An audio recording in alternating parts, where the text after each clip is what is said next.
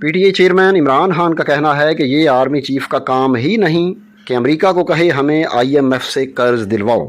نجی T V کو دیے گئے انٹرویو میں عمران خان کا کہنا تھا کہ اس وقت ملکی معیشت تنزلی کی طرف جا رہی ہے۔ مفتاح اسماعیل کے بیانات دیکھیں تو پتہ چلتا ہے ان کی کوئی پالیسی ہی نہیں ہے۔ جو حکومت بیٹھی ہے اس پر کسی کو اعتبار نہیں۔ آرمی چیف نے ذمہ داری لی کہ میں بات کرتا ہوں۔ اگر جنرل باجوہ امریکیوں کو فون کر رہے ہیں کہ ہماری مدد کرو، اس کا مطلب ہے کہ ہم کمزور ہوتے جا رہے ہیں، کیونکہ یہ آرمی چیف کا کام تو نہیں ہے۔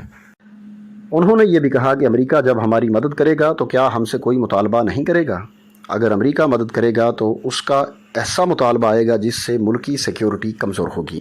خیال رہے کہ اس سے قبل یہ خبریں آئی تھیں جن کی تصدیق نہیں ہوئی تھی کہ آرمی چیف نے امریکی نائب وزیر خارجہ سے ٹیلی فونک گفتگو میں کہا کہ وائٹ ہاؤس اور امریکی finance department I M F پر دباؤ ڈالے کہ پاکستان کے لیے تقریباً $1.2 ارب کی قسط فوری جاری کی جائے۔